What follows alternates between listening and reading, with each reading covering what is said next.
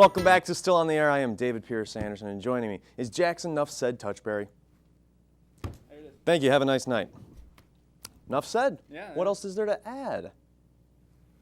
How are you, man? I wouldn't shake your hand right now. I'm feeling kind of sick. That's how I'm doing. Howie Mandel it. Have you seen Howie Mandel? Do you know who Howie Mandel is? I'm doing my own thing. Well, okay, fair enough.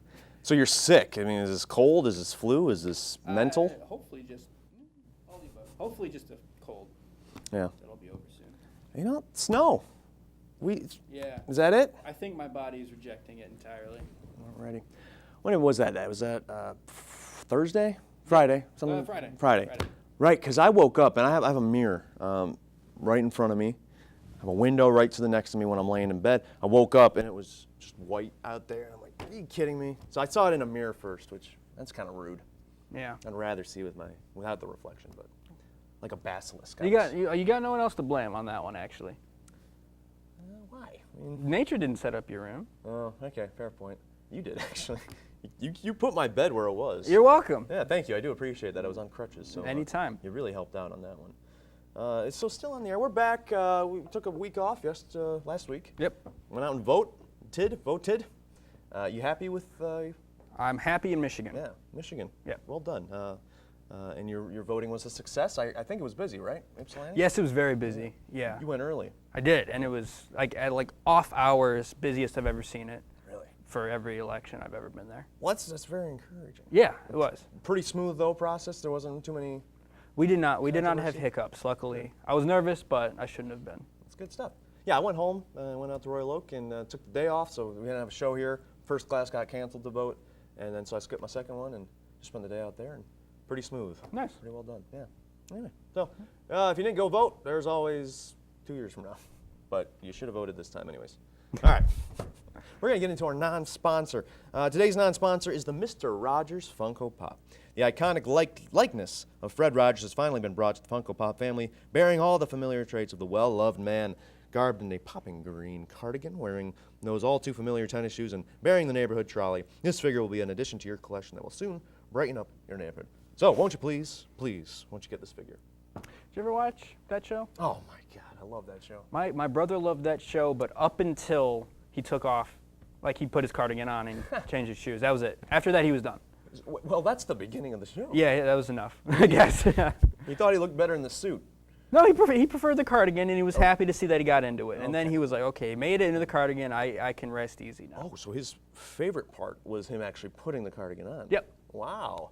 I think he does look great in the cardigan, and the shoe flip transfer, classic. But no, Mr. Rogers, that's one of my favorite shows ever. Yep. Yeah. I still haven't seen the movie. Have you? No, I haven't. Yeah, I'm not ready for the emotional turmoil that's going to take me on. Just seeing the trailer, it's like, I've cried during 2 movies. Yeah. Yeah. Boy with the Striped Pajamas and then Bridge to Terabithia. I'm not ready for another one yet. Yeah, I was getting there just watching the trailer, so I know it's going to be. Good stuff. Yeah. Mr. Rogers, thank you for everything. All right. Speaking of movies, with the release of Bohemian Rhapsody, 19-year-olds all over the country have been saying, I've known about Freddie Mercury way before the movie came out. I bet you can't even name 5 Queen songs. Hot Topic teens are all mourning the loss of their favorite underground band. Yeah. Rest in peace. It's sad, but I have heard some people along those lines. No kidding. Younger people, younger than us, but it was like, yeah, Queen, I knew them before the movie. Good. Good job. You're supposed to. You're a human being. That's another one I've heard good things Yeah. about. So we'll check that out. Queen, good band. You heard it here first. Queen's a good band. We'll give them the stamp of approval. Yeah.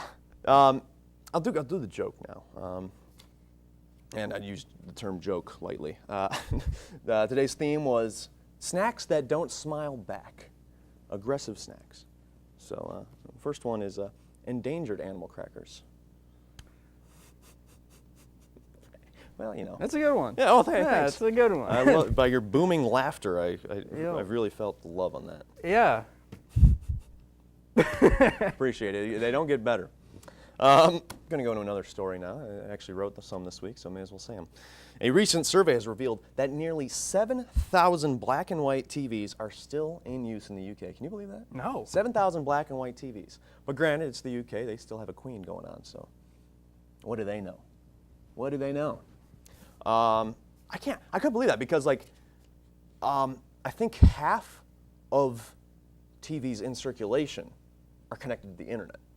So, like, to put that into perspective, that 7,000 are still black and white. I guess it just gets the job done. It does, but I mean, at what cost? This is a weird one. This guy a Dutch fella, Emil Ratelband, he's 69 years old, but claims he has the body of a 45-year-old, and he's trying to legally change his age to 45 years old. All right, and age is just a number. If there's two things that Emil needs to remember, it's that age is just a number, and the higher that number gets, the less people are going to listen to you. And the more you start saying stuff like, I'm going to try to change my age, the less people are going to listen to you. Yeah. And it's shame on you, Emil, because you're at the second funniest age you can be. That number, 69. What's the number one? 8,008. Yep. So that was a Yeah, he weird was trying to get a change so he'd be more attractive on dating apps, right? Well- which to that I say, I mean, you got to respect the guy for being honest in the first place. Sure. Yeah. He could just lie. That's what he said, that work life and his love life have both been affected. Yeah. But yeah, you're 69 years old. Of course it is. Yeah, well, I mean, what are you going to explain when you're 45 and then you die in 10 years? You're Yeah. 45, yeah. You had so much left to live. So much. All right, I got another joke, then we're going to go into a little segment. But second snack that doesn't smile back is ice cream. Similar to ice cream, but Oh, ice. I get it. Yeah, now I get it. Now it's funny. All right, so if you haven't heard, the world lost a pop icon, culture icon yesterday. Stan Lee passed away. And of course, we have so many people here that have been influenced by him and been a huge fan of him. And we thank him for everything he's done. And Justin Stovall, our producer and director, of course, big fan of his. So Justin wanted to say a few things. Whenever we say someone was a legend, we're often over-exaggerating or just stating our biased opinions. But that is not the case with Stan Lee. Along with his collaborators, he saved Marvel Comics from becoming obsolete in the 1960s, and he went on to establish the company as a titan in the comic book industry. Co-creating so many characters like Spider-Man, the Fantastic Four, the Hulk, Iron Man, the X-Men, Doctor Strange, and Daredevil, Stan Lee not only changed the face of the comic book industry, but he also created so many of our childhoods. Stan Lee also used his platform to speak out on the issues that plagued society, and he imbued his work with his ideology, believing that racism and bigotry could only be defeated by calling it out. He did things no one else at the time would even think of doing, tackling sensitive issues and bringing diversity to his roster. In 1966, a few months before the political party would make use of the name, Stan Lee and Jack Kirby introduced the Black Panther, the first comic book superhero that was black.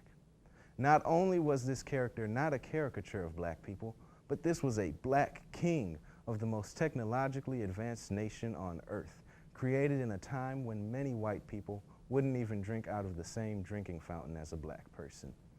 It would be over a decade before DC Comics would follow suit and introduce their first black superhero. Stan was a man that was ahead of his time, always seeking ways to be innovative and as inclusive as possible.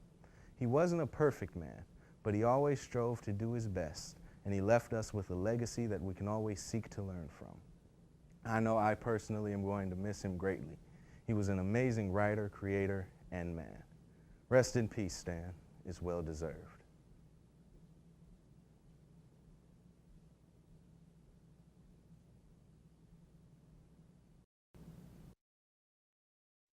My mom's birthday was coming up fast, so I needed to go out shopping for something quick.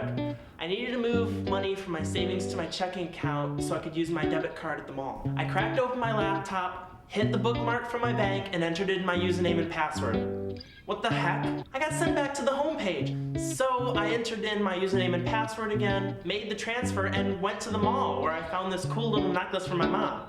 That's good news, right? The bad news is, the next week I went to make a purchase and they told me that I had insufficient funds to cover that purchase. Long story short, when I had logged into my bank the first time, I got redirected to a fake site that stole my username and password. I guess I got a virus that redirected my bookmark. The thieves had a field day with my account. I wish I had known then what I know now.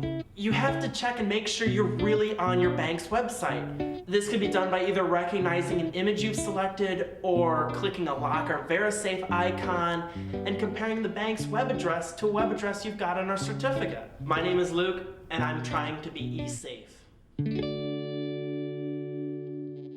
Welcome back to Still on the Air. I'm David Pierce Anderson. Joining me is Parker Nolan. Thanks for stopping by, Parker. Of course. Yeah, thanks for coming by. So you were in She Loves Me the most recently. I was. Part of EMU Theater. Yeah. How did you get into EMU Theater? What drew you into Eastern Michigan, I guess, when you wanted to come, picking out a school to go to? Yeah, I had a friend from my high school who's going here, and I kind of waited till the last minute to apply. So she told me all about it, and I ended up coming and undecided, and then I started auditioning, got into shows, made my major into theater arts. So. Okay. So have you had experience in high school? I did, yeah. Where'd you go to high school? Spalding High School in Barrie, Vermont. Vermont, really? Yeah. So okay. So you had a friend come to Eastern. Was it also from Vermont? Yep. That's interesting. Yeah. The only two, I imagine. Yeah, we were the only two. That's pretty cool. And did you visit the school at least, or had you? I didn't. No. I was really nervous about it, but since I applied so late, I didn't have enough time to come out and visit, and I was really happy when I got here. So luckily. Yeah, for sure. Right at that point, but you take what you can get, I guess. Yeah. I had a similar instance. Manhattan was college. They were talking with me, and then it kind of stretched out a little too long and didn't pan out the way I wanted. So I was like April and like a month away from graduation. Yep. Like, okay, we're going to Eastern. So Eastern's always there for you, basically, when you don't know. Yeah. Theater in high school, how do you compare it to theater in college? Is there too much of a difference, or? It's there's a lot of difference, but it's not like to the point where it's like a stressful thing. Like transitioning was very easy. Okay. I'd say the biggest thing is just in college they try to stress the professional aspects of it. So like a lot of the stuff that would go wrong in high school and just like the quality of the shows is a lot. So professional aspects and comparing that to high school, if something were to go wrong, treat it as a job more so in college? Absolutely, okay. Yeah. And the directors, during the rehearsal process, they hold you to much higher standards and expect you to be ready for that professional level. How daunting is that? I mean, because you go from a more lax, and I wasn't in theater, but it had to be a little bit more lax in high school. So how much of is that a big adjustment? Because treating it like a job? One of the biggest adjustments was I was in the Three Penny Opera. That was my first show here last fall, and we rehearsed for 6 days a week, 4 hours a day. Wow. So that was the biggest thing. It's just like the time commitment and that professional aspect, because they do rehearse all day, every day, really. Right. But yeah, it's a little daunting, but after that show, I was ready, and my expectations were kind of set for the rest of college. So. Well, that's good. Was acting something you always had your eye on? No, I didn't start acting until my sophomore year of high school. Okay. Again, I hung out with all the theater kids and then finally auditioned myself. So. Had you been a part of theater, like behind the scenes before, or No, I just kind of jumped into it. Yeah. Straight on the stage. Well, I appreciate that. That takes some guts on that. Yeah, it was a lot of fun. Yeah, for sure. So She Loves Me. That was the most recent one. Mm-hmm. Talk about that process. How'd the whole show go? Because they just wrapped up. Yeah. So Phil Simmons, our director, and Ryan Mackenzie Lewis, our music director. They are really focused on holding you to those professional standards, as is every professor that directs. But they especially were really focused on holding us to those high standards. We didn't rehearse as often because they expected us to be ready. Okay. So it was a lot of pressure, but it's a really good learning experience, and we put together a really great show. Yeah. Now, we were talking briefly about some instances that might have happened in She Loves Me, and you had a little bit of a medical scare, maybe? Yeah. So talk a little bit about what happened there. Yeah. We were in our third week of rehearsals, and I had a partial collapse of my left lung. Ooh. So I went to the hospital before a rehearsal. I was admitted and stayed there for like a day and a half. Wow. And then I was kind of just home on bed rest for about a week.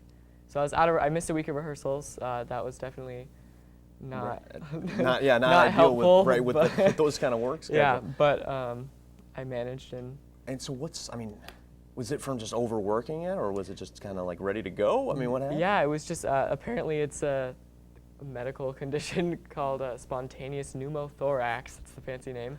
It's never good when spontaneous. Yeah, is that's the what first word. they said, spontaneous, and I was like, oh well, that's great news. Yeah, right. Now I Anything can plan happen at ahead. any time. Terrifying. Right.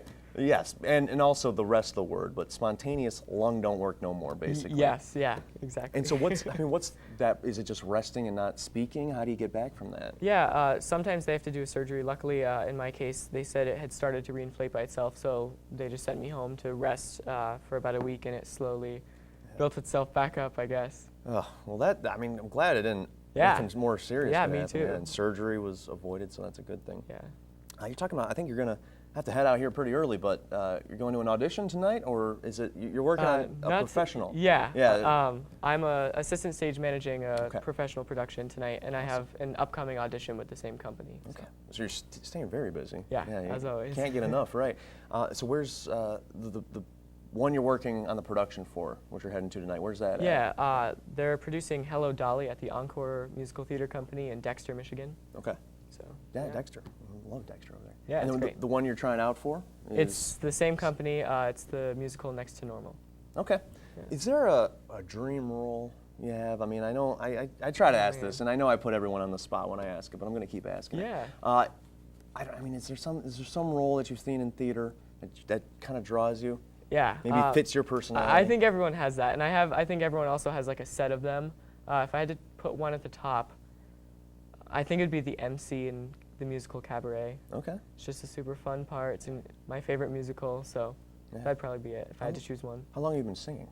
And I assume, as you mentioned, musicals. I was in choir in middle school, and then I rejoined in high school, but I had some kind of years off. Yeah. But Well, yeah, so kind of like off and on since maybe 7th grade. Do you prefer musicals over regular? I do. Yeah. I love theater. I love straight plays as well, but musicals are definitely like where I am Right. drawn to. Definitely an added element. I always wish life would break out into song and dance. Yeah. I wish that we were all just on the same page and we'd be able to choreograph something on the spot. Yeah. That's something I enjoyed. Excuse me there. Talking about acting still. Have you ever thought about film acting? I don't know. I've talked with a few theater actors Yeah. about the film aspect, and they're kind of like not fully ready to jump into it. Is that something you would consider? Yeah, it's something I would consider. I think I don't know a lot about it either, but I think the oddest part for me would be how they film out of order of the Right. show, because we're so used to doing it like live. It obviously has to be all in order. Right. So I think that would be really interested. But I'm also really kind of intrigued by how that works. For sure. And I mean, the other thing, which puts more pressure on a theater actor, is having to get it one time to do it right. Yeah. So does that have an appeal? Are you ever like in a situation live on stage and you're like, well, I wish we could do that again? Yeah, during She Loves Me, at the beginning of one of the songs, my mind kind of just shut down, and I sat there and I was supposed to be writing a letter, and I tried to play it off as like I couldn't figure out what to say because I couldn't, and then eventually they clicked after like 2 bars of the orchestra vamping, and I was able to keep going. But it's moments like that that really catch you off guard. It's like SpongeBob, Yeah. just trying to fight through which line are we doing? Yeah, yeah. Well, that's awesome. And you have another, real quick, another play coming up with EMU. Try out soon? Audition Yeah, soon? after they just had auditions for Sweat, and the cast list came out today for those, so we got a really awesome cast lined up for that. And then the other 2 shows for the remainder of this year will be casting after Christmas break. All right. Well, thanks for stopping by, Parker. Yeah, thank you so much for keep having me. everyone posted on EMU Theater because they do great course. work. Yeah. All right. We'll see you after the break. So I tried logging into my .emish account and it wouldn't let me in. So I went down to the help desk and they said I had already changed my password. No I didn't. Shortly after that, my apartment was broken into. Yeah, if you put 2 and 2 together, you know where they go. My address. They got my password, got onto my .emish account, and stole my class schedule and my home address. They knew when I wasn't going to be home. I should have known that a password of ABCD1234 isn't too hard to guess. Now, I'm more careful about choosing a password. I take a word that's 8 to 10 letters long that isn't too personal to me, and I change some characters around. For example, the word college, COLLEGE. I can change the L's to 7s and the E's to question marks. Don't use college, okay? You have passwords for a reason. Take the time to make one that is unique and easy for you to remember, yet hard for someone else to figure out. My name is Daniel, and I'm trying to be safe. Welcome back to Still on the Air. I'm David Pierce Anderson, Jackson Touchberry. I want to thank Parker Nolan for coming on and talking a little bit with us about EMU Theater. You know about EMU Theater. Yeah. Good stuff. Good stuff. Makes me swear. Right. Well, then I'll keep talking. So we don't want to do that. Put Justin extra work. We're going to play a little game here. We've been given titles to books and movies, kind of obscure titles. Mm-hmm. I'm looking at them for the first time right now. I haven't really dove into them too much. We are supposed to come up with what we think the plot is, or what a good plot might be for that title. Okay. You know, the complete opposite of what you're supposed to do with the title. Yeah. Which is judge it We're gonna judge these books by their and- by their cover title. Yeah. Let's do that. We're stretching it. All right, first one. This one hits close to home. The Naked Lunch. The Naked Lunch. The Naked Lunch. I mean, Step one, yeah. undress. I think this is an instance where a man wakes up after a rough night, Yeah. lost all of his clothes, probably gambled them away, and he stumbles in to a diner, small diner, coffee shop maybe, Yeah. trying to find something to eat, get some lunch. He's naked though, Yeah, of course. but the waitress approves of his boldness. Yeah. And She respects it. And respects it. Gives him a little extra turkey on his sandwich, and they fall in love. Aw. That's mine. See, I was thinking something completely different. That sounds like a romance. Yeah. I was thinking political thriller. Ooh. High stakes lunch on a nude beach. Ooh. Okay. Need I say more? You don't. Well, here's the actual plot to that. First time we're going to be seeing this. The Naked Lunch is a novel by an American writer, originally published in 1959. The book is structured as a series of loosely connected vignettes. Stated that the chapters are intended to be read in any order. Oh, okay, so that's kind of cool. The reader follows the narrator of a junkie, William Lee, who takes on various aliases. What's that word? Aliases? Aliases. Yeah. Aliases from the U.S. to Mexico, eventually dreamlike interzone. Interesting. A lot of big words in there that I was having trouble with. We were close. Yeah, very close Totally. on that one. Okay. Next one is The Beetle. Well, this is an easy one. Yeah. 4 lads from Liverpool try to make it big in the rock scene, and they do just that and change the world. And then there's just the one left. And there one left. No, Yeah. okay, so actually, and then let's change it. This is the story of Pete Best, who was the original drummer with the Beatles. Yeah. And how would you feel? They didn't get out of the cavern before he got fired. So they bring on Ringo, and then they take off. How do you That's feel it. about that? That's the one. That's what the Beetle is Yeah, about. that's the Beetle. Beetle is spelled B-E-E-T-L-E, so I'm sure we're wrong there. The Beetle is an 1897 horror novel Oh. by the British writer Richard Marsh, in which a polymorphous ancient Egyptian entity seeks revenge on the British member of Parliament. It initially outsold Dracula. Wow. Oh. I guess they didn't like British Parliament much either in ancient Egypt. Yeah, that's how that goes. These are fascinating. I'm going to check out all these books. Totally. After the show. Very excited about them. Twilight Sleep. I'll let you take the lead on this Oh, one, so Jackson. it's about the struggle of a man to go to bed at a healthy time. He's been staying up a little too late, Yeah. and then he finally gets to go to bed at 8:30 like he always wanted, and that is his struggle. It's just a happy ending. Yep. That's all it really is. It's all about happy endings. I really like that story, and I would love to read it because I love fantasy. Yeah. My God, this is a long one. Yeah. Twilight Sleep. Sex, drugs, work, money, infatuation with the occult, Yeah. and spiritual healing. Yeah. These are the remarkably modern themes that animate Twilight Sleep. The extended family of Mrs. Manford is determined to escape the pain, boredom, and emptiness of life through whatever form of twilight sleep they can devise or procure. So yeah, that's pretty much it. That's pretty much what I said. Pretty much what you said. Pretty close. I think that's Hey. the biggest win we're gonna get out Hey, of this. right there. Scanner cop. Scanner cop. Scanner cop. So these are the guys that are at the self-checkout lines Yeah. at Meijer. Yeah. And they're like, hey man, bananas should not weigh, they're 59 cents. I know we had signs up there that say 48 cents, but they're 59 cents. I can guarantee that. For whatever reason, this box of corn checks weighs a little bit lighter, and I suspect you're stealing something. I think there's a lime in there. That's Scanner Cop. That's Scanner Cop. I was going to say, you've heard of RoboCop. Get ready for his... It's just another tool on his belt. It's really not as advanced as RoboCop. He's just a scanner. He's a scanner. Scanner's Cop, a rookie cop with the LAPD, is also a scanner. When a string of murders begins to decimate the police department, Sam faces sensory overload and possible insanity as he uses his powers to hunt the man responsible for the killings. That sounds kind of interesting. Yeah. Check that one out. Killer Tongue. My nickname in high school. We'll skip that one. Yeah. The War of the Roses. Oh, that's about the War of the Roses. Yeah.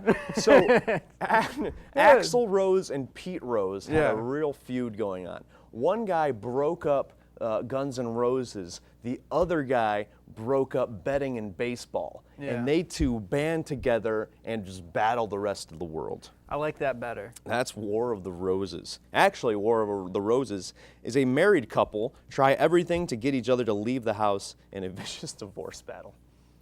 Oh, man. Yeah. How are we doing? We got 30 seconds. We'll do a quick one. Who killed Teddy Bear?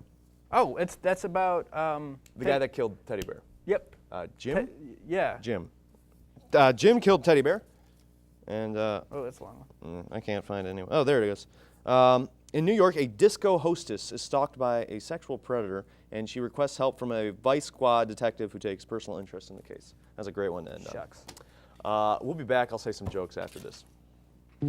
I'll be right back, I told myself. I'm just going to grab a quick drink. 2 minutes later, and everything was gone. My backpack, my laptop, my cell phone, my iPod. 2 minutes was all it took. I was lucky. The thief was eventually caught and I got it all back. But now that I had that happen to me, I realized that anything valuable has to be treated like cash. I'll never leave it out of my sight again. My name is Heather, and I'm trying to be safe. Welcome back to Still on the I'll be Air. David Pierce Anderson, Jackson Touchberry. Thank you for coming by. I got to catch up on some of these snacks that don't smile back. Number 3, jerk E. Number 4, raising my voice. And number 5, aggravated assault and vinegar chips. Audible laughter. That's a successful show. Thank you so much, Parker Nolan, for coming on the show. Jackson Touchberry, always by my side. Enough said. Thanks for stopping by. David Pierce Anderson, as always, it's been a pleasure. We'll see you next time. Wash your hands.